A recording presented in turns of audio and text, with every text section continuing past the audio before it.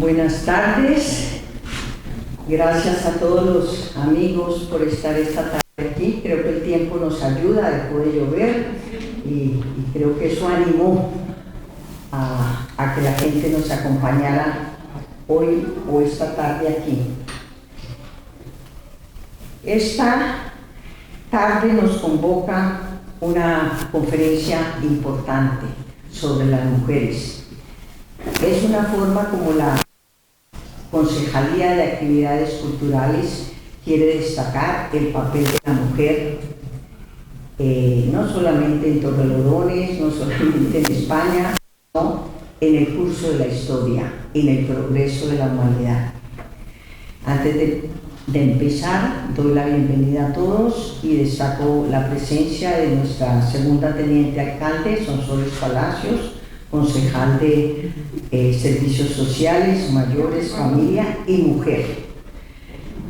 Gracias, Sonsoles, por acompañarnos en representación del Ayuntamiento esta tarde aquí.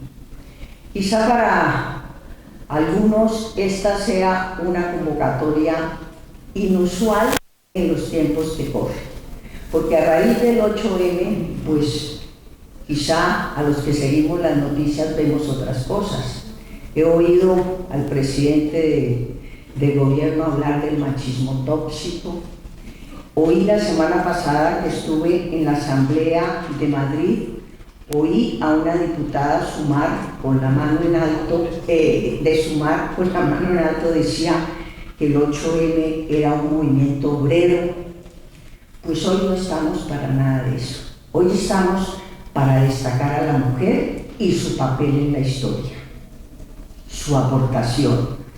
No creemos en esa cantidad de derechos que, lo decía el otro día, parece una orgía de derechos que nos quieren dar hasta el de llegar a la madrugada sola y borracha. Eso como que también es un derecho.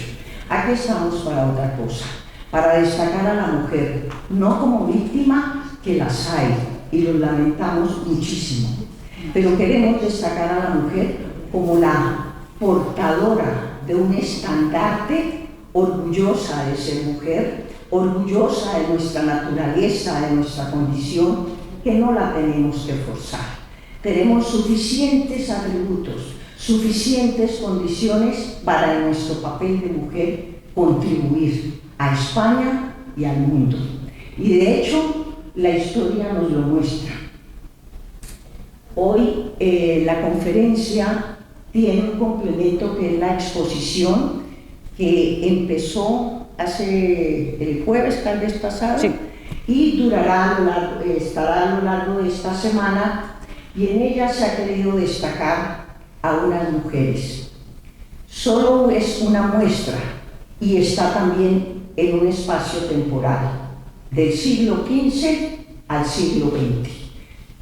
La conferenciante me decía que de pronto va a destacar algunas de siglos anteriores, pero es solamente una muestra del aporte de la mujer al progreso de la humanidad. Y en ella yo me paseaba en estos días por aquí viendo, aunque ya al presentar la propuesta de la exposición vi de quiénes se trataba, y entonces veía que las vemos de todos los pelambres. Famosas, ricas, pobres, nobles, plebeyas, guapas, otras menos guapas, unas trabajando al lado de sus maridos, porque algunas lograron pasar a la historia al lado de sus maridos, pero en todas ellas un común denominador, un espíritu de aporte, de persistencia, pioneras en distintos campos, que para sorpresa mía pues abarca un ámbito muy grande. Las tenemos como escritoras, ya la ponente entrará en materia. Tenemos a la más grande reina de todas, a Isabel la Católica, que llevaba la falda mejor puesta que muchos hombres los pantalones, la mejor reina, ¿no? La que cambió el mundo, y así se podría hacer un paseo por toda la exposición que se tiene, pero aquí hay reinas, regentes, enfermeras, la primera enfermera, maestras, la que llevó, aparte de los sacerdotes, que por supuesto lo hacían los frailes, una mujer abriendo colegios y escuelas en México. Hay artistas, hay empresarias, ¿no? Ahí leí que hay una que tenía su flota de indias, una pequeña flota, pero ella era comerciante. Y quiero destacar una muy especialmente, María Escobar, que con otras dos damas llevó el trigo a América. Y el trigo fue un aporte grandísimo, porque contribuyó a cambiar la dieta que se tenía en América. Ya habían llegado las vacas, que allí no había, las gallinas con sus huevos, los cerdos, por supuesto el trigo. Allí se comía maíz, pero el aporte del trigo fue muy importante. Y con ese intercambio de los dos mundos mejoró la dieta, no solo la de allá, la de aquí también, porque se aportó el tomate, el chocolate, la patata y más cosas de ambos lados. Quiere decir que el intercambio fue maravilloso, y para sorpresa mía, porque yo sabía que los españoles habían llevado el trigo, para sorpresa mía vi que era una mujer la pionera en llevarlo. Tenemos admirante, tenemos artistas, científicas, por supuesto, ya la ponente entrará en materia, pero todas con un empuje y con un espíritu de lucha y de aportación que me parece que es admirable poder escuchar de ellas hoy. Bueno, con ese preámbulo presento a la conferenciante de hoy, Mari Carmen Covarrubias. No, Mari Carmen García. García. Mari Carmen García. ¿Yo por qué te relaciono con Covarrubias? Porque yo he dado muchas conferencias en Covarrubias y hemos hecho conferencias. Hemos hecho ciclos de conferencias en Covarrubias. Bien. De verano. Mari Carmen, licenciada en Gestión y Finanzas, con una sólida formación en protocolo, actualmente dirige varias empresas enfocadas en la ley de dependencia, donde aplica sus habilidades de gestión para mejorar la calidad de vida de las personas. Bibliotecaria y documentalista. Eso muestra tu espíritu investigador para mostrar todo esto. Con una profunda pasión por la historia, comprometida con la promoción del conocimiento y el acceso a la información. Cuenta con experiencia en la gestión de bibliotecas y archivos. Eso se va notando. Así como en la organización de recursos documentales. Gestiona diversas asociaciones culturales, promoviendo el desarrollo y la difusión del patrimonio cultural a través de actividades culturales y educativas. Colabora con varias asociaciones, Reinos de España, que es la que nos la trae hoy, Q-Red Nomenclator, 21 Salvas, la Federación de Asociaciones y Entidades Hispanistas, con Memorial Hispanidad, con el Panteón Español en Red y con la Fundación Blas de Lezo. Y en cuanto a conferencias, pues ha dado conferencias en distintos sitios, en Marbella, en Teruel, en Covarrubias, Burgos, en Soria, en Benalbo, en Mata del Pino, y bueno, vamos a incluir a Torrelodones hoy. Qué mejor que sea ella quien nos hable de todas estas interesantísimas mujeres que nos ayudan a sentirnos orgullosas de lo que hemos hecho por la humanidad. Gracias, María.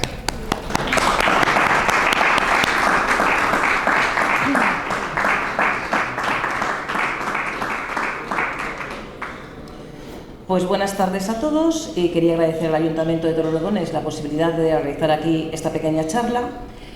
Ante todo, quiero comunicarles que no es una conferencia en la que voy a hablar en profundidad de todas las mujeres de las que vamos a hablar. Voy a dar unas pequeñas pinceladas, y si alguno de ustedes está interesado en alguna de las personas de las que nombro, pues les animo a que investiguen y que crean una asociación con el nombre de la mujer en concreto, para que no se pierda nunca la vinculación.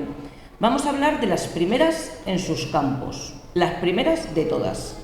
Vamos a hablar de las primeras reinas, las primeras regentes, las primeras adelantadas, las primeras investigadoras, las primeras abogadas, las primeras soldado, la primera enfermera. Y vamos a empezar con las reinas. Las reinas, mirad, os traigo una serie de reinas que son las reinas que han gobernado en España desde la edad moderna, que empieza en 1492. Hay 17 reinas en España, de las cuales solamente hay 5 que son reinas propietarias, son reinas titulares, son reinas por ellas, no por el marido. Y empezamos con Urraca I. Urraca I de León es la hija primogénita de Alfonso VI, que tiene con su segunda mujer Constanza de Borgoña. Estamos en la época del Cid cambiador, ¿vale? Entonces, según nace ella siendo primogénita, la nombran heredera al trono. Ella, en aquella época, a las niñas con 10 años firmaban el contrato para casarlas, el contrato, y años después ya se consumaba el matrimonio y ya estaban casadas. Entonces, ella en el año 1091, ella casa con papeles con 10 años con Raimundo de Borgoña y recibe como dote los condados de Galicia y Portugal. Años después, muy poquitos años después, 2 años después, deja de ser heredera al trono porque nace su hermano Sancho, que es hijo de Alfonso VI, su padre, y de una mora con la que tuvo amoríos, que se llama Zaida y que luego pasó a llamarse Isabel. Aquí van a ver que se repite mucho el nombre de Sancho, Alfonsos, hay un montón, todos son iguales. Entonces, tenemos a Alfonso, que al final se casa con Zaida, cuando se convierte al cristianismo, llamándose Isabel, y tienen un hijo que se llama Sancho, que es el heredero al trono de León. Y nuestra Urraca, recién casada, vive en Galicia, está en su condado. Ella ejerce siempre de condesa, no de condesa consorte, porque ella era la condesa, y tiene un matrimonio muy bien avenido con Raimundo. Pero la felicidad dura poco y Raimundo desgraciadamente fallece en el 1107 de disentería. Con Raimundo tiene 2 hijos, que uno es Alfonso y la otra es Sancha. En estas estamos y la curia se reúne y le dicen a Urraca que mientras viva su padre y no se case, ella va a seguir siendo condesa de Galicia. Y ella está tranquilamente en Galicia con sus hijos. ¿Qué pasa? Se produce la batalla de Uclés. La batalla de Uclés es una gran derrota que tienen las tropas castellanas y leonesas, y ahí, que es en el 1108, y resulta que es que muere Sancho, que es el heredero. Entonces, Alfonso VI dice a Urraca que se venga a Toledo, que es donde vive él, y la propone ser su heredera, otra vez, siempre y cuando contraiga matrimonio.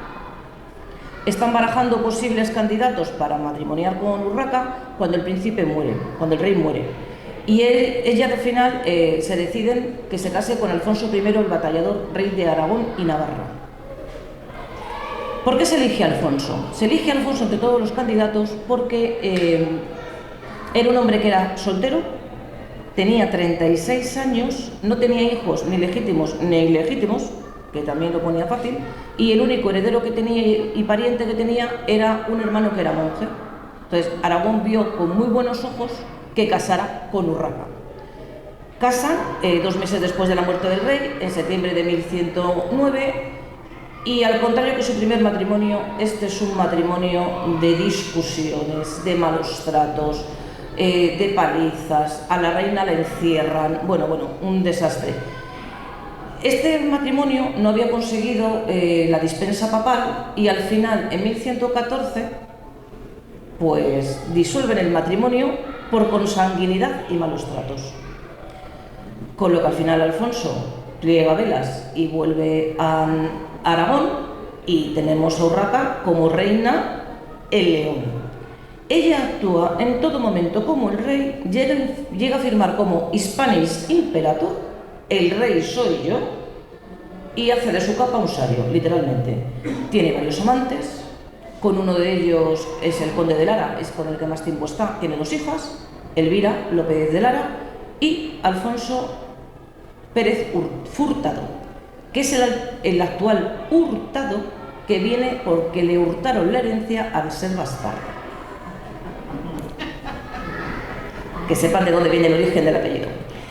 Y desgraciadamente nuestra reina Urraca muere un 8 de marzo de 1126 a consecuencia de las complicaciones de un parto de un niño que tenía con este señor. Está enterrada en el monasterio de San Isidoro y posteriormente trasladada a la Catedral de Palencia y murió con 45 años. Sí. Esta es una rica hembra, María de Molina. Esta es una que no tenía que haber gobernado, pero por azares de la vida, ella se enamora y se casa con Sancho. Sancho es el segundo hijo de Alfonso X el Sabio, que ahí es nada. Bueno, hablando un poquito de la historia, saben que muere el hermano mayor de Sancho, Fernando, hay guerras internas, que si quieren que reinen los hijos de Fernando, Sancho dice que por qué no es él, bueno, Alfonso X el Sabio no sabe qué hacer, total, que hay discusiones entre padre e hijo, pero esto se soluciona cuando en 1284 Alfonso muere y Sancho y María acceden a ser reyes de Castilla y León. ¿Qué pasa en ese momento? Comentarles que estos señores, Sancho y María, no habían conseguido la dispensa papal, porque eran primos terceros.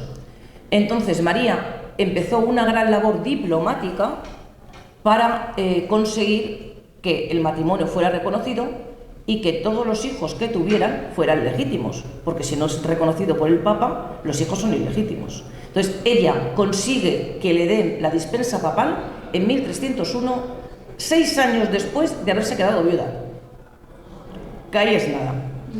Bueno, sí, pues desgraciadamente después de conseguir que Sancho IV fuese el rey, dura muy poquito tiempo en el reinado porque muere joven y muere con los hijos menores de edad, todos. Y el heredero al trono, Fernando, tenía solamente 9 años.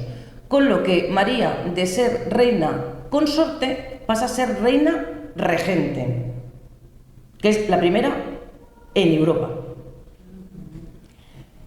Y continuamos. Fernando consigue la mayoría de edad, María se retira de la corte y va al monasterio de las Huelgas de Valladolid. Su hijo Fernando al poco tiempo fallece, dejando un heredero, un bebé de 1 año. Con lo que vuelven a llamar a María para que vuelva a ir a la corte y se haga cargo como reina tutora de su nieto. Al final, el niño sale adelante, cumple la mayoría de edad, y nuestra reina, su marido Sancho, quiso estar enterrado en Toledo, y ella quiso estar enterrada en el convento de las Huelgas de Valladolid, y murió con 56 años. ¿Cuánto? 56. Estuvo gobernando y reinando toda la vida. Bueno, esta es conocida. A esta no voy a dar muchos aportes porque esta es conocida, todo el mundo sabe quién es Isabel la Católica. Solamente voy a dar unas pequeñas claves, y es que es nombrada heredera al trono por su hermano Enrique IV mediante el Tratado de los Toros de Guisando. Ella casa en 1469 con Fernando, se corona ella sola en 1474 en la iglesia de San Miguel en Segovia y vivió 56 años, de los cuales 30 fue reina de Castilla y 26 reina consorte de Aragón. Ella trajo la modernidad a España, ella consolidó el trono español, o sea, sobre la corona de Castilla.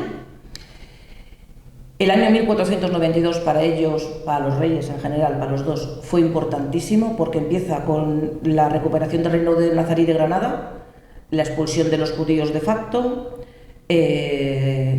Antonio de Nebrija le presenta su primera gramática que proviene del latín, conocen a Cristóbal Colón, se descubre América, o sea, ese año fue todo de éxitos, todo de éxitos. Y ella y sus restos descansan en Granada por petición propia. Una gran desconocida, muy nombrada, por otro nombre diferente al que aparece en la diapositiva, pero como a mí no me gusta, yo no lo digo. es la primera reina que unifica todas las coronas que había en aquel momento en España en una sola. Es la tercera hija de los Reyes Católicos, casa con su primo Felipe, consigue la dispensa papal y en 1504 es proclamada reina a la muerte de su madre. En 1505, un año después, viene con su marido Felipe, con el que de momento él se hace cargo de la regencia y ella es una mera figura. En 1506 Felipe muere, o sea, en 3 añitos vamos todos seguidos. En 1506 Felipe muere, vamos a dejarlo ahí. Y nace su última hija, Catalina, que es una hija póstuma. ¿Qué pasa en ese momento? Que el regente que había era el cardenal Cisneros, y el cardenal Cisneros le pide a Fernando que por favor vuelva a la corona de Castilla a hacerse cargo de la regencia, mientras vemos qué hacíamos con Juana, porque como la teníamos ahí medio enferma, por decirlo de alguna manera, pues ¿qué hace Fernando cuando llega? Pues encierra a su hija en la casa Palacio de Tordesillas. Para resumir, ella estuvo encerrada en el Palacio de Tordesillas 46 años. Siempre estuvo vestida de negro y siempre acompañada por su hija Catalina. Ella fue... ¿cuántos años fue reina? Fue 51 años reina de Castilla y 39 de Aragón. Pero nunca reinó, nunca ejerció el poder. Siempre lo ejercieron por ella regentes. Fue traicionada por su padre, por su marido y por su hijo. Y sus restos descansan con su marido, con los Reyes Católicos y con su sobrino, Miguel de la Paz, en Granada. Vamos a pasar a otro tipo de clase de poder, que no es el poder de las reinas, pero casi, porque aquí había algunas que, como verán, tenían tanto poder o más que ellas. Son las virreinas adelantadas y abadesas. La función de la virreina no empezaba cuando llegaba a las tierras de ultramar. La función de la virreina, bueno, de los virreyes en general, empezaba cuando se les nombraba, que era aquí en España. Y empezaba organizando el viaje, organizando quién iba a viajar con la pareja virreinal, con los hijos si los había, con el resto de séquitos, con sirvientes, con docentes y con toda la persona que querían llevar en el traslado. Las adelantadas es una cosa muy parecida, pero es un nombramiento que se hace y siempre es en tierras de ultramar, nunca se produce en España, y eran personales privados, con capital privado, para promover expediciones. Ellos pagaban un canon, pero ellos corrían con todos los gastos, tanto de los beneficios como de las pérdidas, porque los barcos se hundían y llenos de mercancía. Entonces, vamos a hablar, bueno, hay una primera virreina y una última. Vamos a hablar de la primera virreina, que es súper interesante esta señora, porque firmaba como la desdichada. María de Toledo es la primera nieta del primer duque de Alba y casa con la casa Aragón, con la casa Colón, y es la primera aristócrata que llega a América, la más alta de grado. Pues ella está 6 años frente a la española mientras su marido está batallando o está en España luchando contra el fisco, es defensora de la libertad de los indios. Con deciros simplemente que en 1526 muere Diego Colón y todos los hijos que tiene con la pareja son menores de edad. Y 4 años después de estar batallando con todo el mundo, ella decide volver a España para continuar con los pleitos que tiene su marido con el fisco. Y permanece en España 14 años, con lo que cuando ella en 1544 regresa a la española, se encuentra la finca pues devastada, robada, expoliada y todo como lo querían encontrar. Ella después consigue levantarla.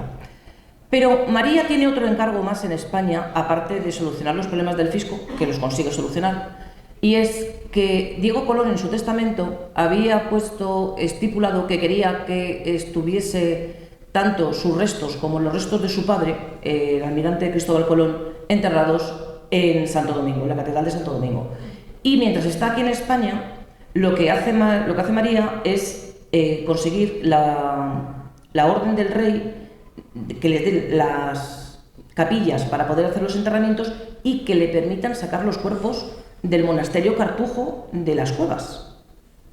Y lo consigue, y se lo lleva su primer hijo, el hijo mayor, las trae a Santo Domingo, donde están enterrados. María está enterrada en una de las capillitas de Santo Domingo. Sí. Y muere con 59 años. Isabel Barreto. Esta es mujer, que la tenemos por ahí, tienen ahí toda su historia, esto son unas pequeñas pinceladas. Es la única mujer almirante que tenemos en la historia de España. Desde ella no ha habido ni otra más. Es gobernadora de las Islas Salomón y es la adelantada de los mares del sur.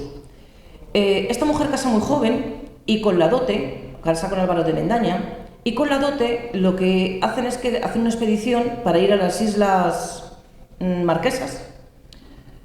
Y lleva 4 naves en la que hay casi 400 personas, de las cuales 100 son mujeres.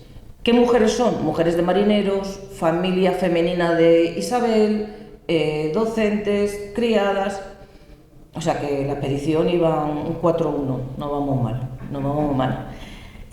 Cuando llegan a la isla de Santa Cruz, Mendaña enferma de malaria, y como él puede nombrar, porque es una de las prerrogativas que tiene ser adelantado, puede nombrar sucesor y es vitalicio, nombra a su mujer como adelantada de tierra firme mientras dure la expedición. Y al hermano de Isabel, Lorenzo, le nombra adelantado de la mar Océano. Con tan mala suerte que a los 4 días de morir Mendaña muere el hermano de Isabel, con lo que ella se convierte en la adelantada del mar Océano. Es la gobernadora.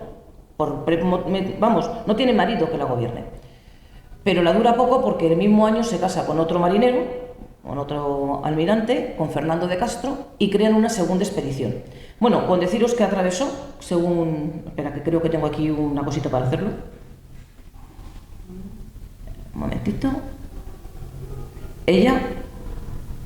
Ups, perdón. Que se me ha ido. Bueno, pues quería señalaros esto. Ponte el láser. Esto, todo es lo que recorrió María. Fueron muchísimas millas náuticas. Es la primera mujer que lo ha hecho. 20.000. 2 expediciones. La recorrió entera. Y era una mujer que tenía un carácter un poco levantisco y un poco de mano dura, porque ella decía que tenía que tener dureza para someter a obediencia a hombres rudos y aventureros. Está enterrada en Perú. Emma de Barcelona. Antes en la presentación Cristina ha dicho que íbamos a hablar de algunas pues del siglo IX. Pues esta es del siglo IX. Que nada más que consta, nada más que hay de ella, la lápida y documentos que la nombran. No tenemos más, no hay fotos, no hay mucho más. Y es muy breve su historia. Ella nace en el 880 y con 5 años su padre, que es Wilfredo el Belloso, decide crear un monasterio. ¿Cómo se llama el monasterio? San Juan de los... Un segundo, por favor, que se me ha ido el nombre ahora mismo. Era San Juan del Ter y pasó a llamarse San Juan de las Abadesas. 2 años después mete a su hija en el convento como abadesa en funciones, porque con 7 años poco puede hacer, y la deja ya para toda la vida allí. Y 10 años después Wilfredo fallece y ella se hace cargo de la abadía con 17 años. Y esto nos consta en un documento que hay del 898. Pero ella no solamente se dedica a rezar, ella tiene una gran labor repobladora y hay más de 100 documentos que lo acreditan entre el 902 y el 942, fecha de su fallecimiento. Vivió 55 años en el monasterio y 45 como abadesa. Ella consigue que sea un centro importante y neurálgico y llega a tener una extensión, porque va comprando tierras, llega a tener la extensión de un condado. Y con las disposiciones que había puesto su padre, los de alrededor no se metían con ella. O sea, pero toda la vida encerrada en el convento. Y está enterrada en el convento y este es su epitafio y eso es lo que pone. Y vamos a hablar de otra abadesa que tiene una vida muy parecida a Isabel Escobar, que es la segunda persona que, junto a Isabel Escobar, introduce los vegetales en América. Isabel Muñoz de Rivera es una mujer que está casada con Martín Alcántara. ¿Quién es Martín Alcántara? Martín Alcántara es el hermano de madre de Francisco Pizarro. Es que aquí hay muchos matrimonios porque como mueren pronto, entonces tenemos hijos por un lado, por otro, entonces tenemos varios hermanos. Entonces, Martín Alcántara era el hermano de Francisco Pizarro, de madre, no tenemos los mismos apellidos. En el 1541 matan a Martín y a Francisco. Y doña Inés es la que consigue que no descuarticen los cadáveres ni los repartan por la ciudad de los Reyes. Y es la que encabeza el pequeño sepelio. Y es la que se encarga de ser tutora y proteger a los hijos mestizos de Francisco Pizarro hasta que consigue enviarlos a España. Ahí.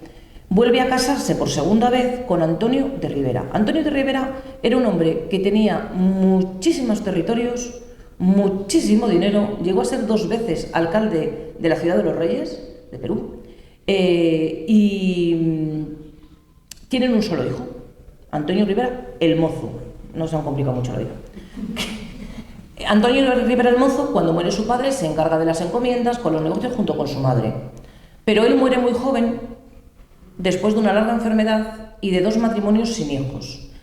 Con lo que nuestra pobre Inés se ve sola, sin marido, sin hijos, sin nietos, y habla con el obispo y le dice que va a crear una escuela convento y se va a meter en la escuela como abadesa, aportando todo su patrimonio. Evidentemente la dicen que sí. La dicen que sí. Y funda el monasterio de Nuestra Señora de la Concepción. Ahí funda algunas fotos antiguas que quedan. Ya no queda nada de él, desgraciadamente, y estaba enterrada en el convento. Se ha perdido con las nuevas remodelaciones. Y vamos a cambiar un poquito de tercio y vamos a hablar pues, de las guerreras, de las que nos dan un poco la vidilla. Aquí hay unas pocas: María Estrada, que hablaremos de ella, Inés Suárez, que fue la primera que estuvo en Santiago de Chile, María Pita, Catarina de Arauso y Agustina de Aragón. Todas las mujeres de las que voy a hablar hoy iban vestidas de mujer.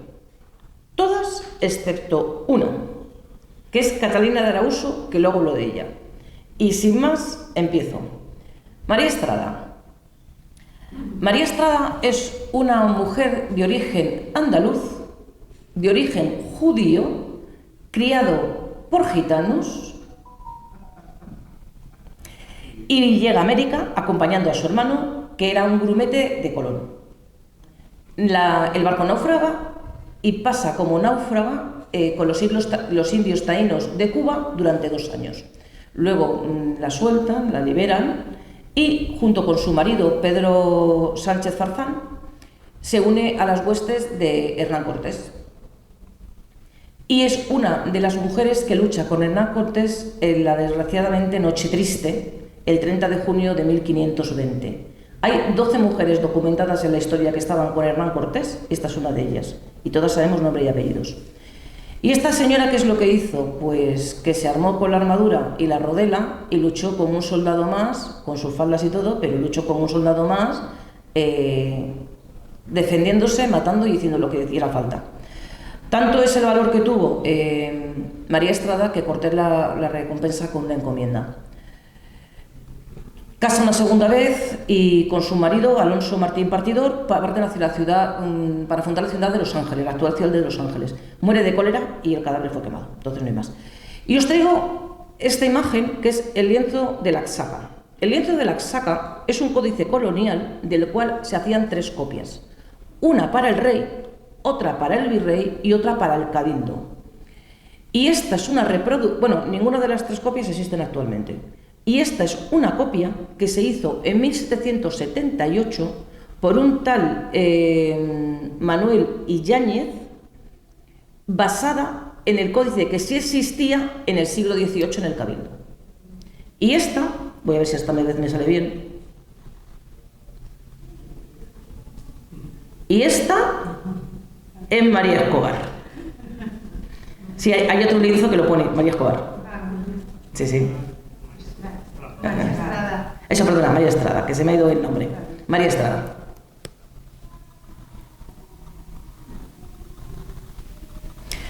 María Pita. Bueno, María Pita, ¿quién no conoce a María Pita? Bueno, pues María Pita fue una mujer que era gallega, estuvo envuelta, los ingleses deciden invadirnos, o intentarlo al menos.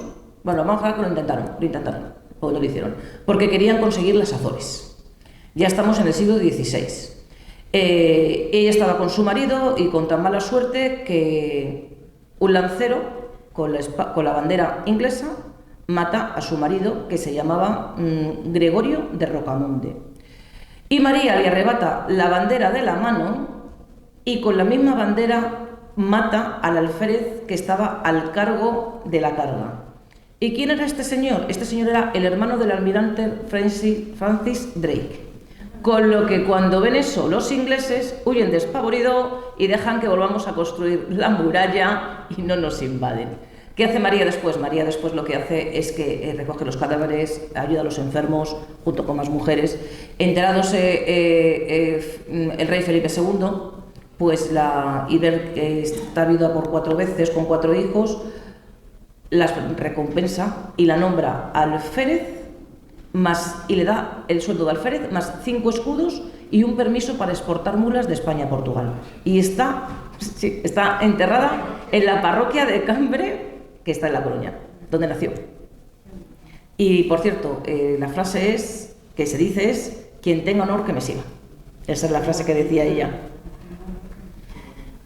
Bueno, Catalina de Arauso, es que yo no tengo una debilidad por Catalina de Arauso, reconozco que a mí me gusta mucho. Me gusta mucho Catalina de Arauso. Es la primera mujer trans de la historia. Sí, es la primera mujer trans, porque ella nació mujer, pero se consideraba hombre y quería que la trataran como un hombre porque era pendenciero, era ludópata, era ladrón, mató a más de 10 hombres fuera del campo de batalla, incluido su hermano.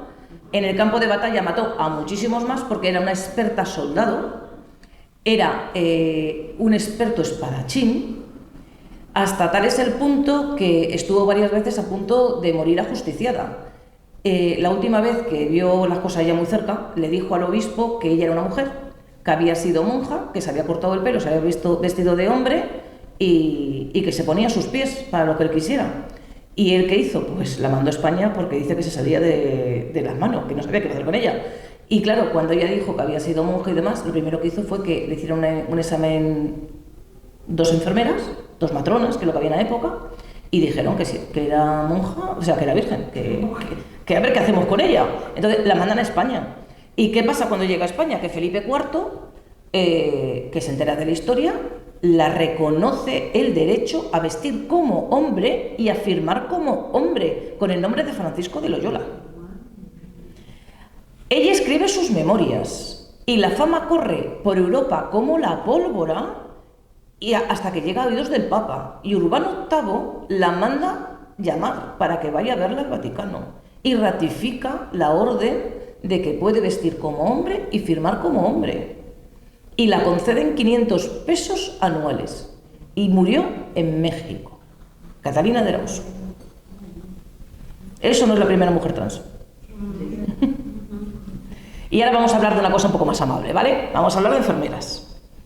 Vamos a hablar de enfermeras. Uy, perdón, que se me ha escapado una. Bueno, estas son las enfermeras de las que vamos a hablar. Isabel Zendal, María del Carmen Angolotti, Elvira López Maurín, y aquí os traigo una imagen de 5 enfermeras de la Cruz Roja.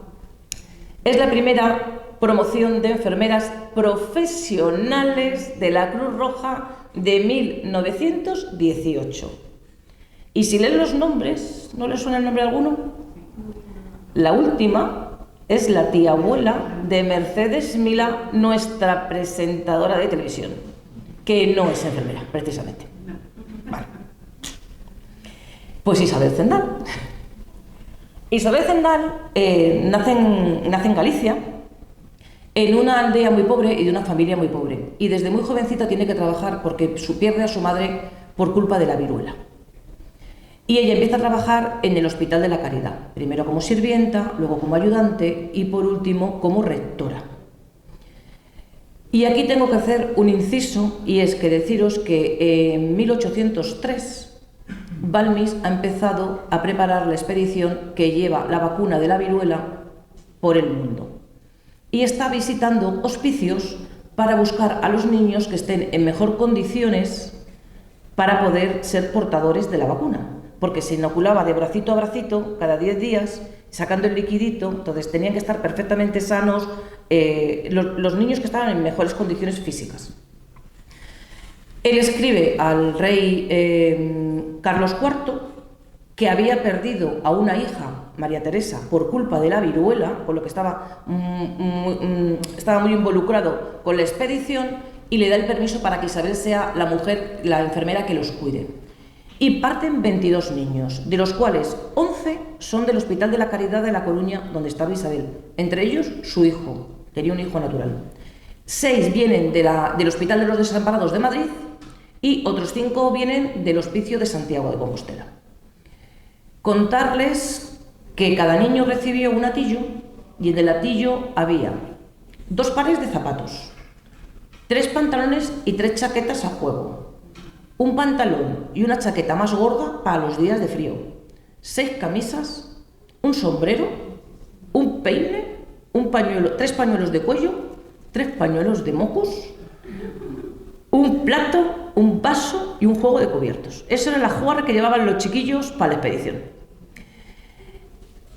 La expedición parte a finales de noviembre de 1803, como hemos dicho antes, y parten 36 personas. Bueno, 36 personas son la expedición sin contar los marineros, porque hay 22 niños, los restos son los 3 médicos que viajan y alguna enfermera más. Decir que vacunan a 250.000 personas en 2 expediciones que hay. Nuestra enfermera muere en México, jamás regresa a España. Todos los niños que fueron usados como probetas de la vacuna, les encontraron buenas casas y todos fueron acogidos. Y de los 22 primeros hay solamente uno con el que hay dudas de si murió o no murió. Es el único que no hay datos de él, porque pone siempre +1, 22 +1. Es como si ese no llegara a buen término el viaje. Desde se me ha olvidado el nombre. La OMS, la Organización Mundial de la Salud, reconoce a Isabel Zendal como la primera mujer enfermera en misión internacional. La primera, no hay otra antes. Y desde 1974, el gobierno mexicano tiene un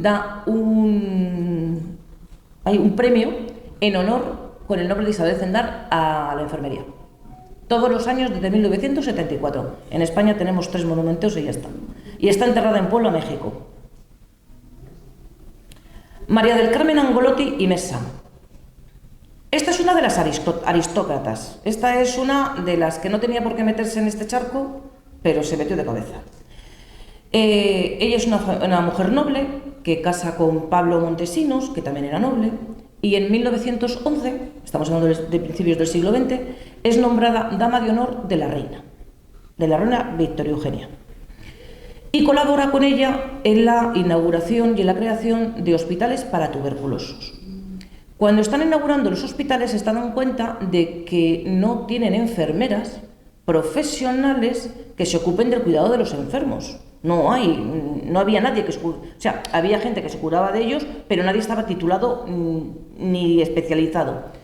Y ellos consiguen que el Hospital de San José y Santa Adela pase a ser un hospital escuela a cargo de la Asamblea de la Cruz Roja. Tanto es así que en 1917 ella cursa los estudios de enfermera.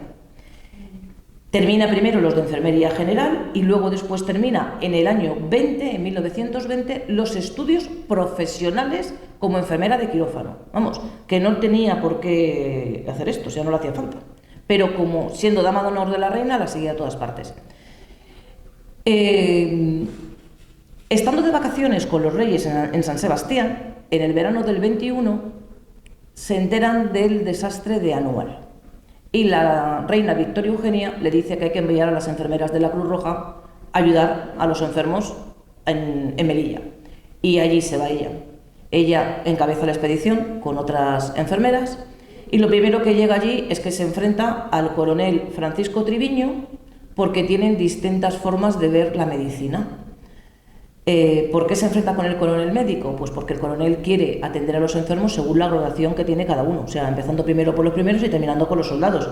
¿Y qué dice María del Carmen Angolotti? La señora Angolotti dice que no, esto es por gravedad de heridas, nada de graduación. Aquí el más grave el primero y el menos grave el último. La señora se sale con lo suyo, desde entonces se hacen los triajes, consigue crear 2 hospitales más en Melilla, un hospital en Larache y otro hospital en Tetuán.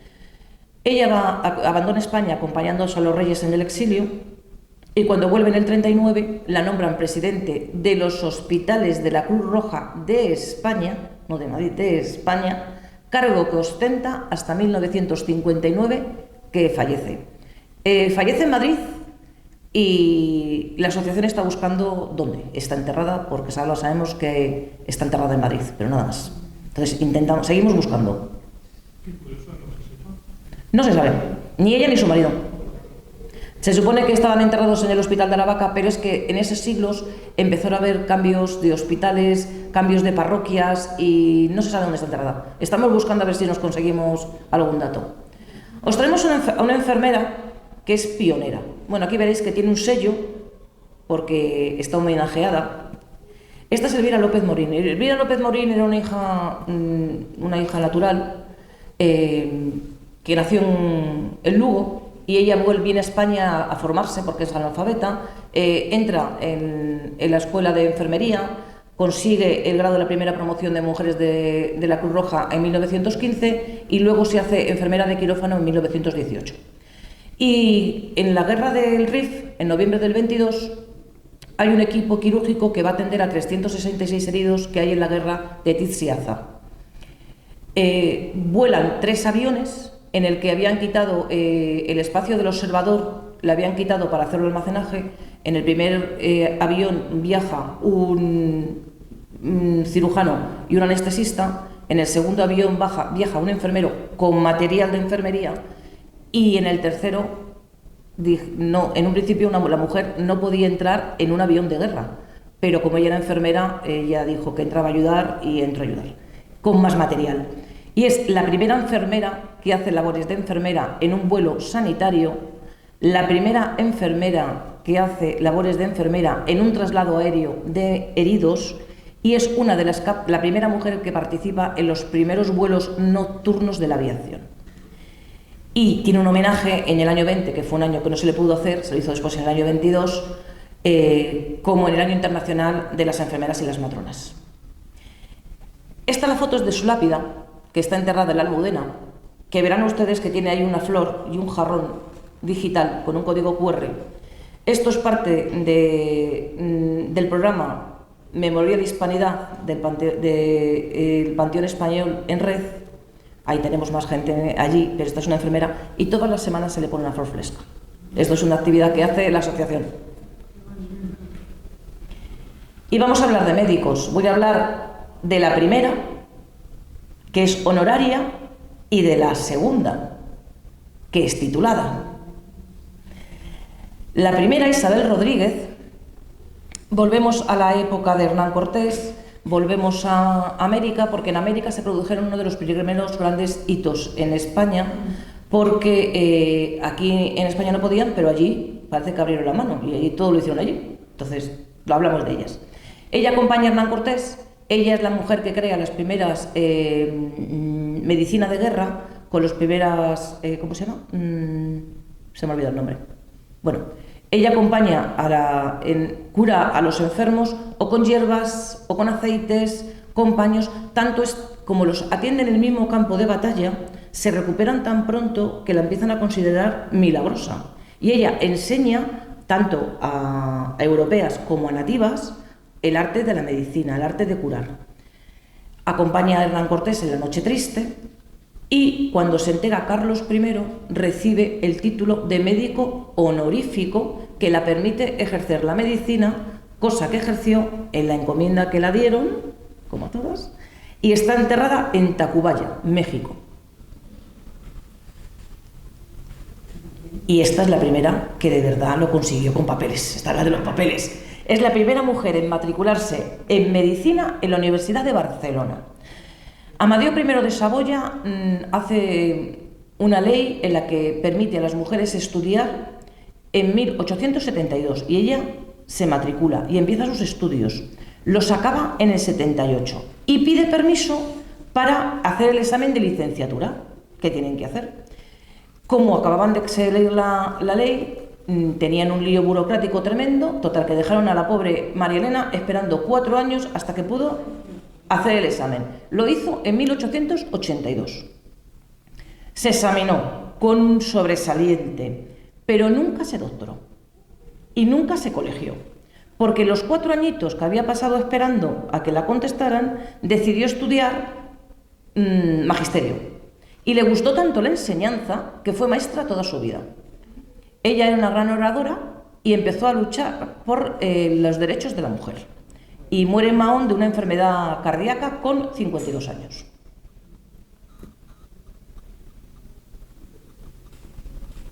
Estas también son divertidas. Vamos a hablar de 4 docentes. Beatriz Galindo, Luisa Medrano, Catalina Bustamante y María de Guzmán. Brevemente. La Latina. Beatriz Galindo la Latina era una mujer que nacieron en una familia de hidalgos venidos a menos, que no tenían dinero, que le habían dicho sus padres que iba a entrar en el convento.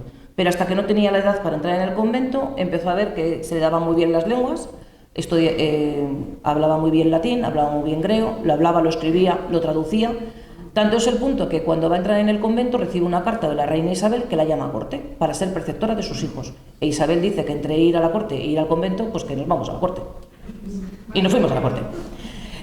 Allí en la corte no solamente daba clases a la reina y a sus hijos, también a algunos discípulos que tuvo allí y sobre todo la reina aceptaba muy bien sus consejos, hasta el punto que casa con un capitán artillero que era consejero de los Reyes Católicos y la dan de dote 500.000 maravedís. Con esos, ella está hasta que queda viuda. Cuando queda viuda, abandona la corte, se instala en el actual Palacio de Viana, de Madrid, y ella funda un hospital y 2 conventos. En uno de ellos está enterrada. Y como anécdota os cuento que ella dio clases a 5 reinas, entre ellas la reina católica y sus 4 hijas, la reina Catalina, la reina Juana, María e Isabel, reinas de Inglaterra, España y las 2 de Portugal. Da clases a Luisa Medrano, que fue la primera profesora de la Universidad de Salamanca. Da clases a Francisca de Nebrija, hija de Antonio de Nebrija, el escritor de la primera gramática, a María Pacheco, esposa del posterior comunero Juan Pacheco, y a Ana Cervatón, que era dama de honor de la reina Germana de Foix. Luisa Medrano.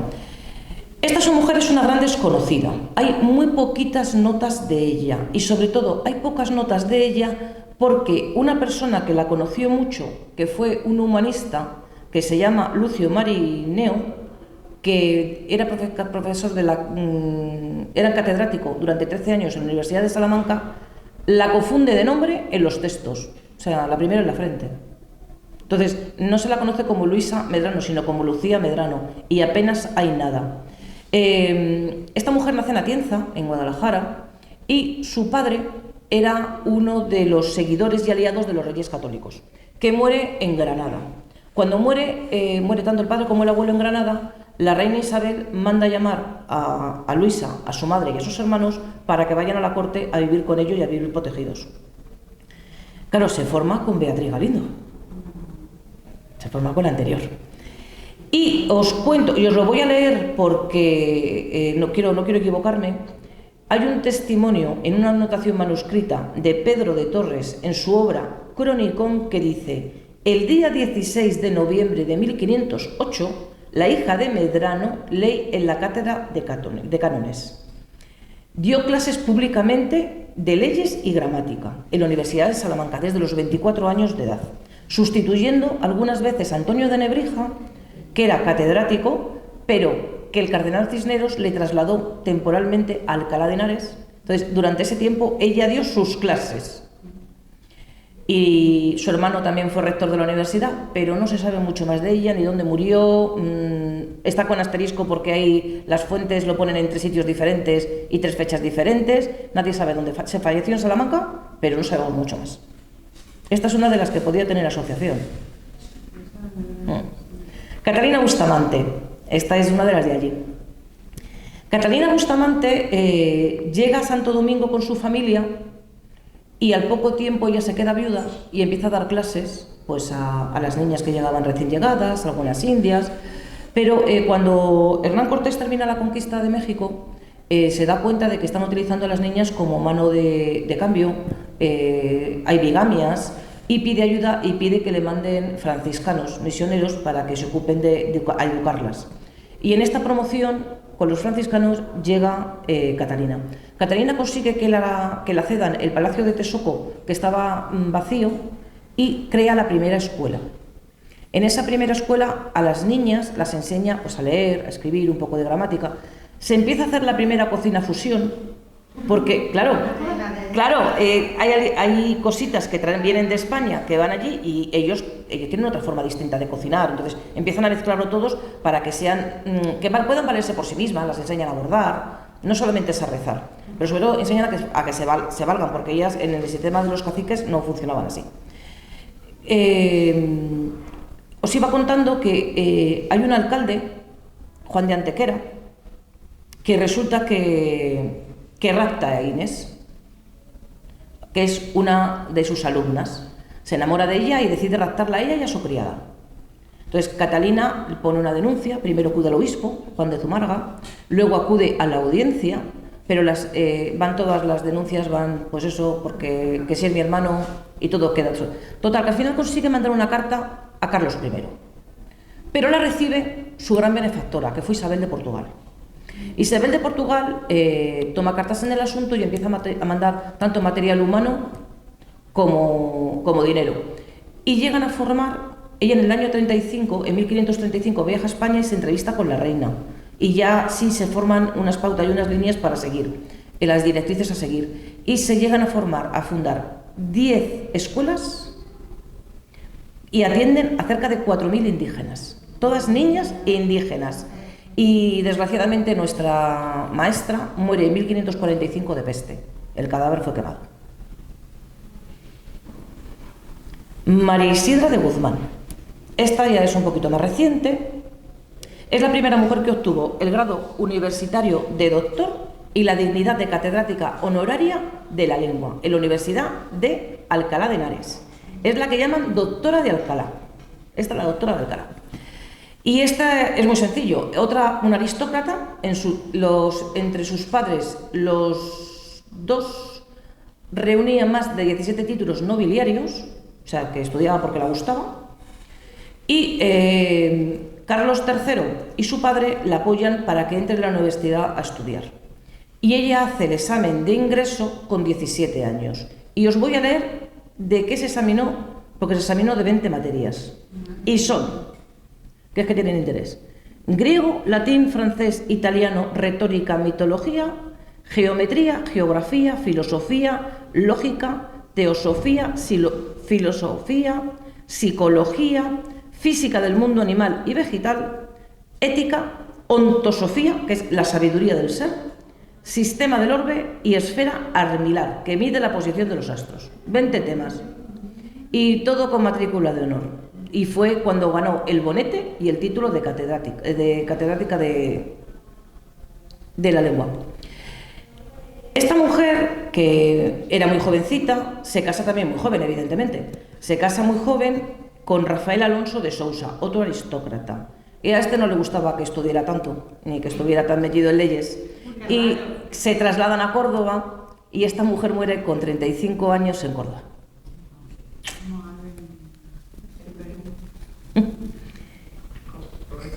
Esto sí que es principios del final del siglo XIX, principios del siglo XX. Estas, digo yo que os sonarán, ¿no? Os sonarán.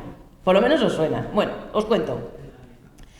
Voy a empezar con una que, ¿por qué no cambia? Vamos a ver un momento. Un momentito. Ya está, ya pasa.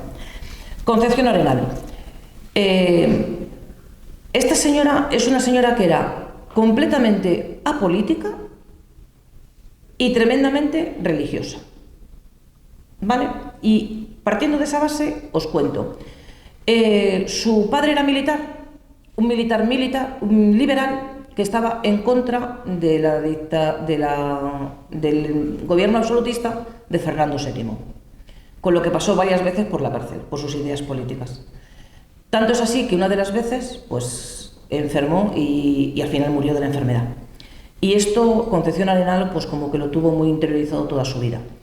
Ella decide estudiar Derecho, pero como no presenta papeles de ningún tipo, pues va de oyente. ¿Y qué hace? Pues se corta el pelo, se viste de hombre y vamos a la universidad. Pero de oyentes, claro. El rector la pesca, la pilla. Claro, estas cosas se pillan. La pilla y entonces la dicen que ella puede seguir yendo a clases como oyente siempre y cuando demuestre que tiene unos conocimientos acorde para seguir las clases, cosa que tampoco lo veo tan mal, me parece bien. Hace el examen, un muy buen examen, muy buena nota, y la permiten seguir yendo como oyente, porque ella no pide matricularse, va como oyente. Y da clases desde 1842 a 1845. Nunca se examina, con lo que nunca llega a ser abogada, pero tiene los conocimientos, que luego los usará. ¿Vale? Hasta ahí todo es correcto. Ella se casa con un señor, con Fernando García Carrasco, que muere de tuberculosis, está muy poquito tiempo casado, 7 años nada más. Tiene 2 hijos y cuando ella se ve viuda, pues se traslada con la familia a Potes, porque allí tienen tierras, y bueno, se va a Potes allá a vivir, a Cantabria. Ella escribe un libro que se llama La beneficencia, la filantropía y la caridad, por el cual la conceden un premio, y es la primera mujer premiada por la Academia de Ciencias Morales y Políticas. Años después, en 1864, la nombran inspectora de cárceles de mujeres. Es la primera mujer que recibe el título de visitadora de mujeres.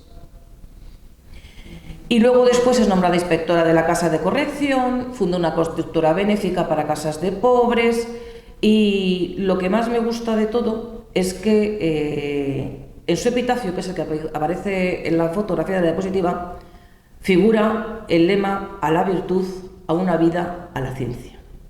Es una mujer que va a dejar una huella en las siguientes que os voy a contar. Ascensión Chiribella sí es la primera mujer que estudia Derecho, se licencia y se colegia. Y se especializa en Derecho Civil. Y como se le hacía poco estudiar, pues también estudia Filosofía, Letras y Magisterio. O sea, aquí las que estudiaban 3 carreras. O sea, es que estudiaban de todo. Ella viaja muy joven a México con su marido. Toda la carrera la desarrolla en México. Es una gran oradora y está enterrada en México. Victoria Kent. Esta es del acceso. Victoria Kent es la segunda mujer en colegiarse como abogada, pero la primera en hacerlo en el Colegio de Abogados de Madrid, y el importe de la colegiatura le salió gratis porque sus compañeros se lo pagaron. Ojo al dato, ¿eh? Es la primera que ejerció como abogada en un consejo militar, la primera en tener un bufete de derecho laboral en el Paseo Marqués de Riscal, número 5, fue directora general de prisiones. Ahora os cuento una cosita. Fue directora general de prisiones y allí lo que hace es que mejora la alimentación, mejora las condiciones, intenta que haya libertad de culto, intenta que tengan mucho más permisos por motivos de familia y sobre todo retira todos los grilletes y todas las cadenas que había en las cárceles. ¿Y con ese metal qué hace? Pues un busto con la cara ¿de quién? De nuestra compañera que hemos dicho antes, de Concepción Arenal. Sí. Ella cierra 114 centros penitenciarios porque creía que estaban en malas condiciones y manda construir la cárcel de mujeres de Ventas, que actualmente no existe ya. Fue tan conocida esta mujer que aparece en la canción Pichi, que es parte de la obra de las Leandras cantada por Celia Gámez. Y yo no lo voy a cantar porque canto fatal, pero los versos dicen algo así como: se lo puedes decir a Victoria Kent, por lo que es a mí, no ha nacido quién. Y está enterrada en Connecticut, muere en Nueva York. Sí. Sí, en Nueva York. Muere en Nueva York. Clara Campoamor. Clara Campoamor, pues mira, Clara Campoamor no se llevaba muy bien con Victoria Kent, que es la anterior. Fue la segunda mujer en colegiarse en el Colegio de Abogados de Madrid un mes después de Victoria Kent, y esta tuvo que pagar la colegiatura porque vieron que había muchas más y que les iba a salir muy caro. Entonces, esta sí tuvo que pagar lo suyo.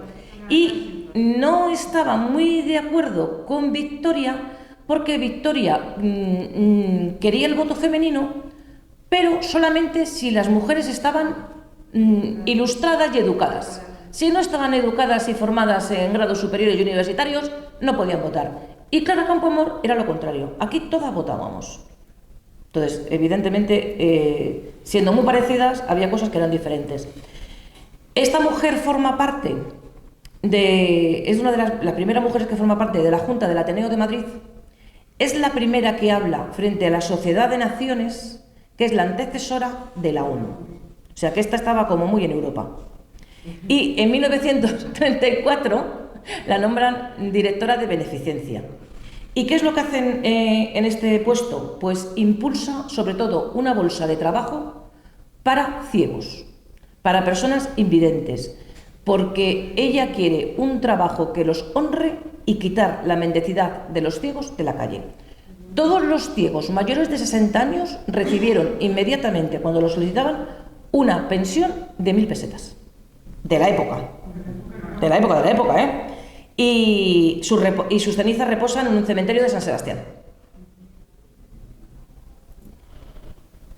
No, creo que vamos a llegar... Bueno, es que estas también son telas. Bueno, a ver, estas son unas pocas. Ahora os voy a contar unas poquitas de estas, pero la segunda que os cuento aquí, que no puedo hablar mucho de ella, lo que hay escrito es lo que hay. No encuentro un material que me diga nadie, ni he hablado con algunos médicos y tampoco encontramos nada. Y a mí me hace gracia Elia García, que registró en 1890 la patente de una máquina lavadora y clasificadora de ropa. Gracias, gracias.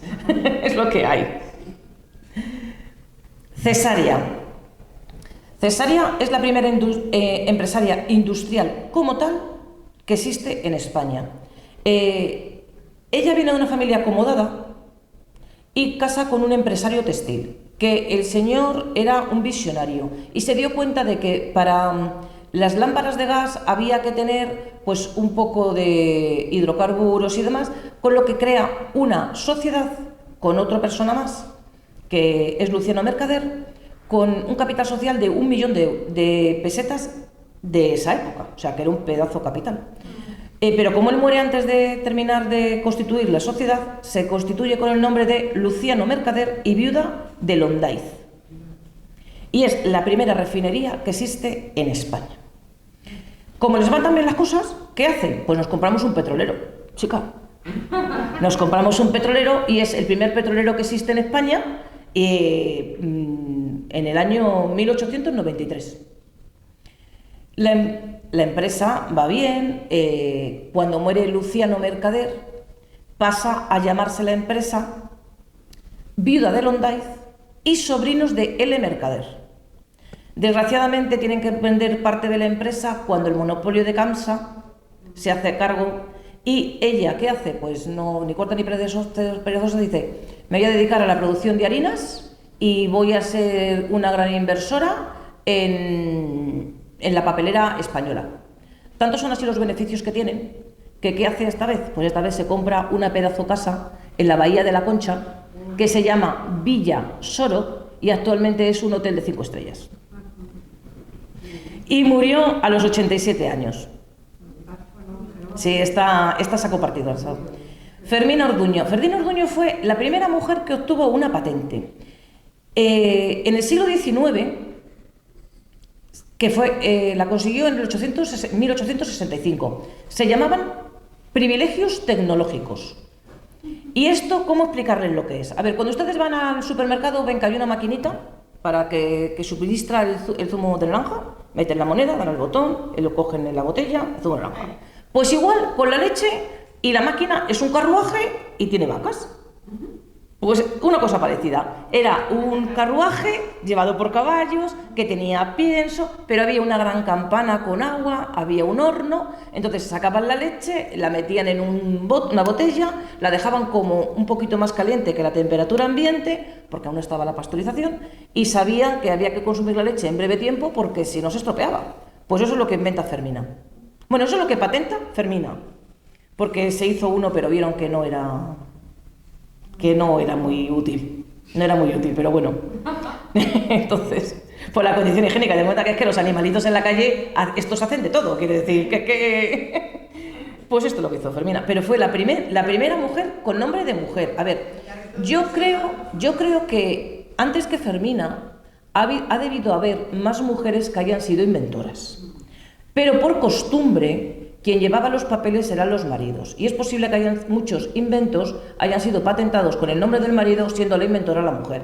Pero en este caso es que Fermina fue ella quien lo hizo. Entonces, está a nombre de Fermina. Ya está. María del Carmen Ortiz de Arce.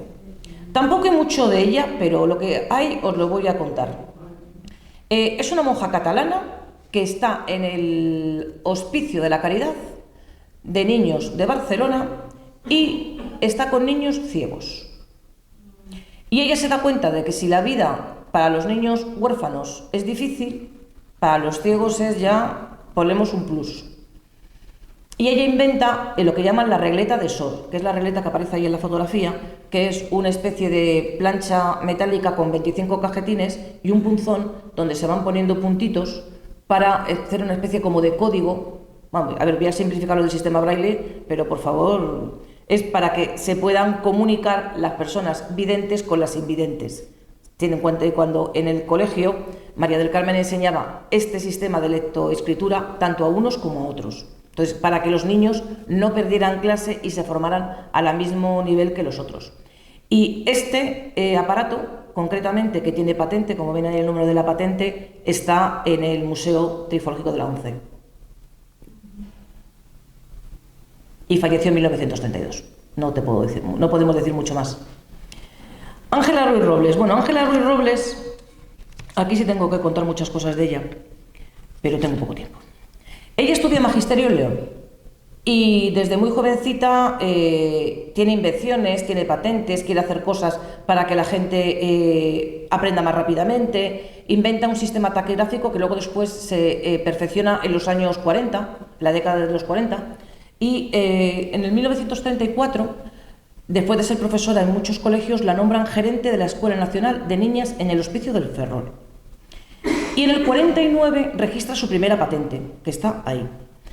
Ella es una enciclopedia mecánica y es una especie como una macrochuleta con unos rollitos para que esto quería que pesara 4 kilos, era una cosa entre plástico y cartón y componentes sencillos de encontrar para que no pesara mucho y que los niños llevaran en esas mochilas tan pesadas una cosita más pequeña, pero nunca se llegó a desarrollar.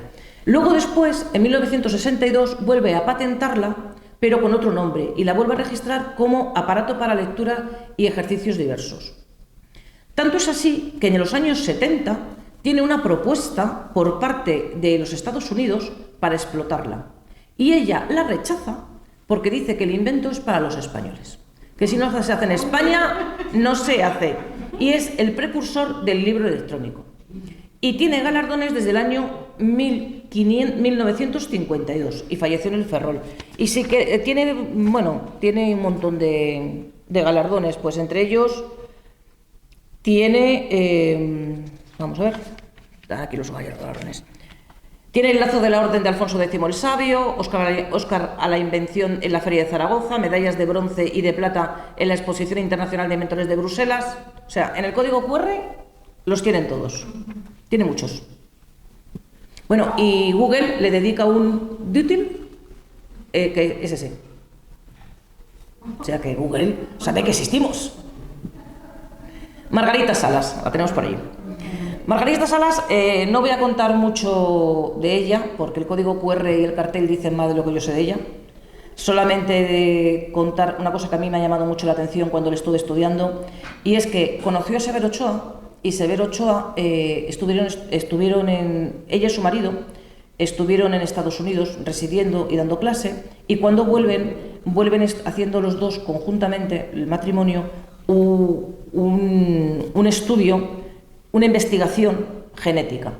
Y Severo Ochoa habla con los dos y les dice que sabe que cuando un matrimonio estudia y investiga junto, habitualmente todo lo que se descubre se pone a nombre del marido, no de la mujer.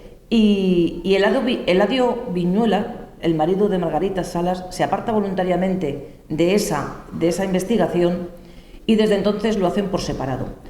Ella descubre que le encanta estar en el laboratorio y descubre el ADN de la polimerasa del virus bacteriano Fagopi 29.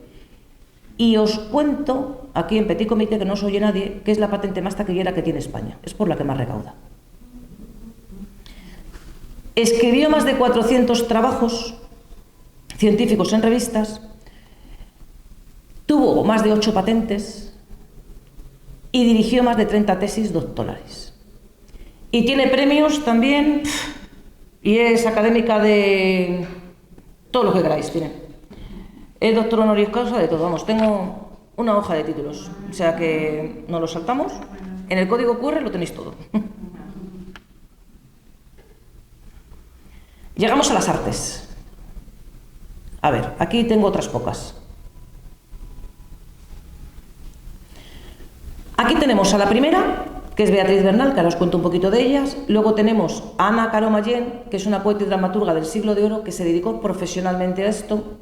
Cecilia Bon de Faber, que la tenéis aquí en el cartel, que es una escritora bastante ecologista. Él no escribió como hombre porque quisiera ocultarlo, sino porque tuvo una vida muy azarosa. El tercer marido, que era 14 años más joven que ella, se suicidó y la dejó en la indigencia, y había que comer, o sea que... Luego después tenemos a Rosalía de Castro, que es la primera mujer que publica en gallego toda una obra extensa, no solamente un poemita, que por cierto tenía una gran amistad con Cecilia, aunque los inicios fueron no demasiado corteses. Tuvieron sus más y sus menos. Luego limaron las perezas y se hicieron amigas. Y luego después tenemos a Emilio Pardo Bazán, que fue la primera presidenta de la sección de literatura del Ateneo de Madrid, que es importante. Concha Espina, que fue candidata al premio Nobel en 1926. Después se lo llevó otra mujer, pero no fuimos nosotros. Entonces, y María Moliner, que es una de mis preferidas. Sí, sí. Beatriz Bernal, os cuento, Beatriz Bernal nace en Valladolid y muere en Valladolid. Es una señora de Valladolid, o sea, no sale de allí. Y ella publica un libro que se llama Cristalian de España, firmando como una señora de Valladolid. ¿Y sabéis de qué trataba este libro? Es una historia de caballerías. Se vuelve a reimprimir en 1587, ya con su nombre. Pues este libro se escribió 60 años antes que El Quijote, en 1605. Tuvo una vida muy desahogada, porque era una señora de pudientes. Tanto es así que cuando falleció tenía una biblioteca tan amplia como más de 60 libros de aquel entonces. Claro, que los libros de entonces no eran los de ahora, o sea, 60 libros entonces era una fortuna. Y esta era Beatriz Bernal, o sea, nada más que escribió esta obra, pero fue la primera obra que se publicó en España por una mujer. María Moliner es que era bibliotecaria, entonces ya lo siento mucho, pero a mí esto ya me llega personalmente. Su padre era médico rural y los abandona muy jovencito y se queda en Argentina a vivir y se despreocupa de la familia. Y María Moliner tiene que dejar de estudiar y ponerse a trabajar. Y se pone a trabajar dando clases de latín, matemáticas e historia. Es una mujer muy inteligente, pero tiene un carácter rudo, que sus hijos después en entrevistas posteriores lo dicen, que debido a que su padre la abandonó y que tuvo que dejar pronto de estudiar, o sea, que estudió como a destiempo, entonces como que le llegó. Ella se licenció en Historia en la Universidad de Zaragoza y en 1924 fue la primera mujer en impartir clases en la Universidad de Murcia. Y aquí llega la parte que a mí me gusta. Ella decide que cada pueblo de España tiene que tener una pequeña biblioteca, ¿vale? Que sueña a lo grande. Ella sueña a lo grande. ¿Y cuántas creéis que puede conseguir? Pues consigue 5.500. Hay 8.800 pueblos en España, ¿eh? Consigue 5.500 bibliotecas. No muy grandes, pero las consigue. Trabajó hasta 1970 en la biblioteca de la Escuela Técnica Superior de Ingenieros Industriales de Madrid, como bibliotecaria. ¿Y por qué se le reconoce a María Moliner?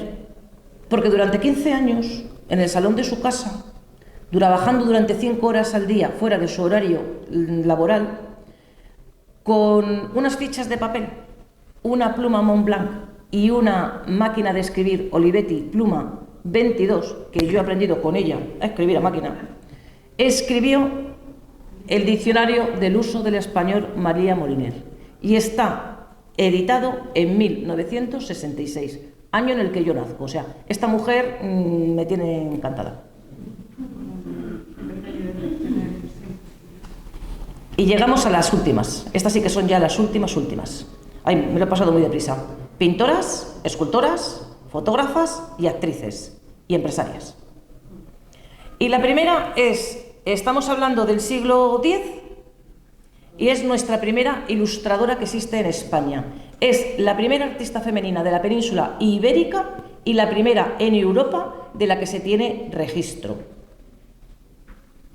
Era una monja que estaba en el monasterio de Salvador de Tábara, que iluminó el retablo del Beato de Gerona que está en la Catedral de Gerona. Tábara, que está en Zamora, es el lugar de Europa donde más obra y más libros se produjeron en el siglo X, tanto escritos como ilustrados. Y Sorende firmó 53 obras de arte firmadas por ella. Siglo X. Primera escultora de España. La primera escultora de España registrada es una escultura del barroco de la Andalucía de finales del 17, primeros del 18, y es Luisa Roldán, la Roldana. Ella se forma en el taller de Sevilla de su padre, de temática religiosa, en aquella época, y se especializa en belenes de terracota. En belenes de terracota como una sola figura, a veces con animales y a veces sin animales. En 1688 se traslada a Madrid y consigue ser escultora de cámara de los monarcas Carlos II y Felipe V. Y sus obras están por todo el mundo. Os traigo estas muestras, que tenemos una que está en el Museo de Arte Metropolitano de Nueva York, otro en el Getty Center de Los Ángeles, esta en Cádiz y esta en León. Hay muchas obras de ella por España. Anaïs Napoleón, que la tenéis por aquí, es la primera mujer en hacer daguerrotipos y tarjetas de visita que incluían fotografías. Claro, estamos hablando de finales del 19, principios del 20. En aquel momento no se pensaba en hacer estas cosas. Funda la compañía Napoleón. Es una mujer que retrata a los reyes Alfonso XII y Alfonso XIII. Consiguen abrir una tienda que ha seguido funcionando después de su fallecimiento hasta 1968. O sea que tiene una gran... Y ella con su marido compran un aparato cinematográfico de los hermanos Lumière, y hasta tal punto es el éxito que tiene que los hermanos Lumière acuden a la inauguración. Y esta es Anaïs Napoleón. Y en el código QR, María Guerrero. Bueno, María Guerrero tiene una vida apasionante. A ver, María Guerrero viene de una familia no muy acomodada, pero bien, de una familia bien. Su padre era tapicero, tenía muchos contactos con el teatro y con las artes, y ella estudia en el colegio un poco de arte dramático, la pica el gusanillo, y ella debuta con 18 años en un papel en el 1885 en el Teatro de la Comedia, con una obra de Miguel Echegaray que se llama Sin familia. Y los primeros años hace de joven e ingenua.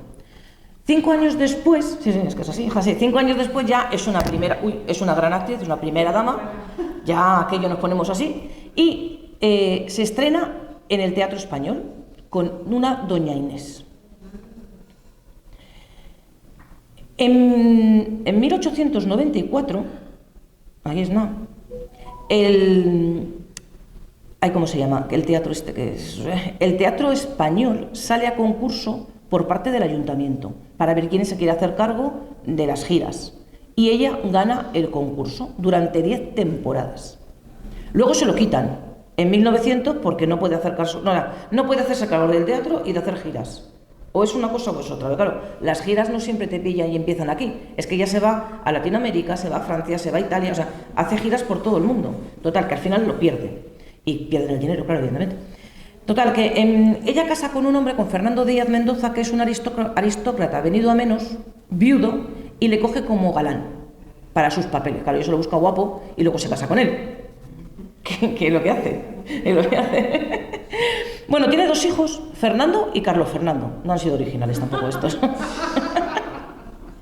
Y con el beneficio de las giras compran el Teatro de la Princesa, que desde el año 1931 se llama el Teatro María Guerrero. Bueno, pues sí, el María Guerrero es el teatro de la Princesa. Bueno, el Teatro de la Princesa, ellos lo redecoran y se inaugura en 1909 con una obra que se llama Doña María la Brava, que está escrito por Eduardo Marquina, especialmente para ellos. O sea, está para el lucimiento de los dos. Y tienen un gran éxito. Tanto es así que en 1918 construyen una 5ª planta en el teatro, que es donde van a vivir y donde vive la familia. Ella muere en su amado teatro de un fallo renal, pero muere ya ¿en qué año muere? A ver que os lo digo, en el 28. En el 28.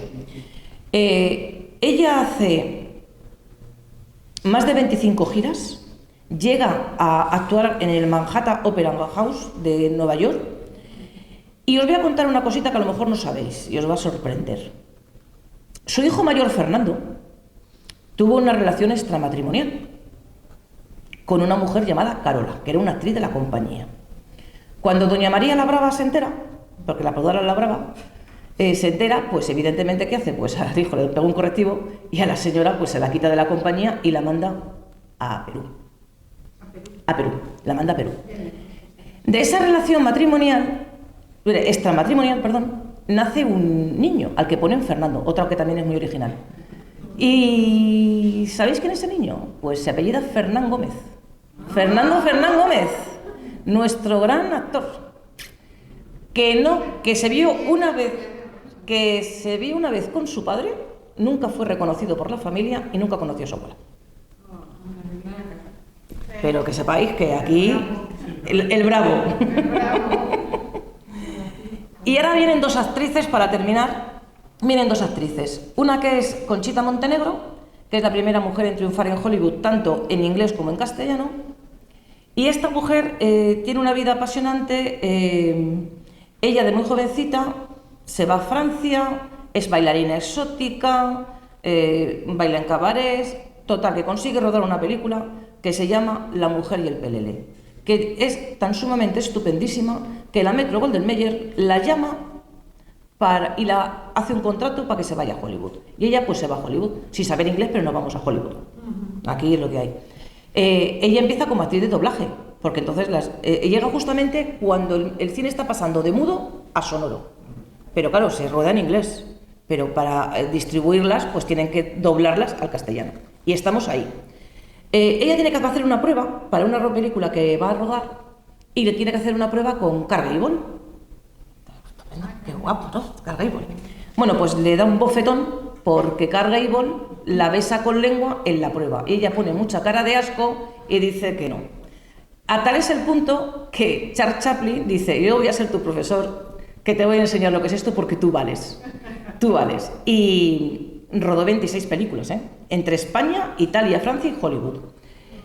El gran amor de la vida de Conchita Montenegro fue otro de lo del que viendo se llevó, Leslie Howard, el otro actor.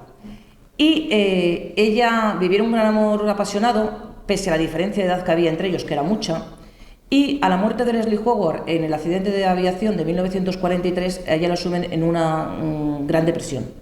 Tanto que empieza a quemar recuerdos y termina de rodar su última película en el 1944, que la rueda aquí en España, que es la de Lola Montes, y se retira del teatro, se retira del cine, Quema todos sus recuerdos, deja de dar entrevistas y no acepta ni siquiera la medalla al mérito que la conceden en 1990. También contaros una cosita así discreta. que en 1944 casa con Ricardo Jiménez Arnau, por si no suenan los apellidos, que era el embajador ante la Santa Sede. Él muere en el 72 y desde entonces huye de homenajes de ningún tipo, o sea, es que no tuvo nada que ver con él. Es el tío de Jimmy Jiménez Arnau, recientemente fallecido. Y comentaros que donó su cuerpo a la Facultad de Medicina, donó su cuerpo a la ciencia, a la Facultad de Medicina de la Universidad Autónoma de Madrid, con lo que no hay restos que ver. Y la última, que todo me pregunta por qué hemos puesto a Sara Montiel en la exposición. Sara Montiel está puesta en la exposición porque es una mujer que sin quererlo ha sido abanderada del movimiento feminista de los años 60. Una mujer que por su belleza se la consideró la Marilyn mexicana porque se pensaban que era mexicana. Y consiguió muchos premios, entre ellos tiene un Águila de Oro, que es el Oscar concedido en Hollywood a los actores hispanoamericanos. Está descubierta en el año, con 15 años por Vicente Casanova, tuvo un gran amor con Miguel Miura, que afortunadamente por la cabeza de Miguel Miura no pasó a ser matrimonio. Entonces la manda a México para que ruede en México, rueda 20 películas en México, por eso la gente piensa que es mexicana, antes de conocerla. Y allí casa con Anthony Mann. Con Anthony Mann se casa por lo civil, se queda embarazada, pierde al niño en un accidente en una escalera, nadie sabe cómo ni por qué, y la relación se rompe. Ella se divorcia, aunque el divorcio no estaba permitido en España, pero ella como se casó en Estados Unidos se divorcia. Se pone el mundo por montera. Y cuando llega aquí se vuelve a casar por lo civil otra vez, en 1864 con José Vicente Ramírez Olaya, Chente. Y el matrimonio dura un mes, 30 días. ¿Qué es lo que tarda en decirle Sara Montiel a Chente? Que ella va a seguir siendo artista. Porque José Vicente quería que se quedara en casa como una mujer convencional, guapísima pero convencional, y Sara dijo que ella había nacido para ser artista y que lo de la casa... No hablaron mucho antes de casarse. No hablaron nada. No hablaron nada, antes de casarse no hablaron nada. Sí. Y en 1979 se casa con su gran amor, que fue Pepe Tous, y con el que tiene 2 hijos adoptados. Y luego después tiene un último matrimonio, ya en la última parte de su vida, en el 2002, con Tony Hernández, que era un cubano que acabó fatal. Ella deja el cine voluntariamente en 1976 porque no quiere ser una actriz del Destape. Porque os recuerdo que tanto Conchita Velasco como Carmen Sevilla fueron actrices del Destape, pero Sara Montiel no, y se dedica más a grabar discos con la voz que tenía. Graba más de 60 películas, graba más de 30 discos, tiene un libro en el año 2000 que se llama Vivir es un placer, y contaros que entre sus amores, ella cuenta que tuvo amores con Severo Ochoa, con León Felipe, con Miguel Miura, con Mario Camus y con Ernest Hemingway, que le enseña a fumar puros en Cuba y que luego le dedica una canción. Y falleció en Madrid y está enterrada en Madrid, en una de las sacramentales que tiene en Madrid. Y esto es todo lo que les puedo contar de todo el repaso de mujeres que he visto, pero vamos, que hay más mujeres en otras ramas, pero estas son las que yo he visto, que creo que sin ellas no tendríamos la España que tenemos.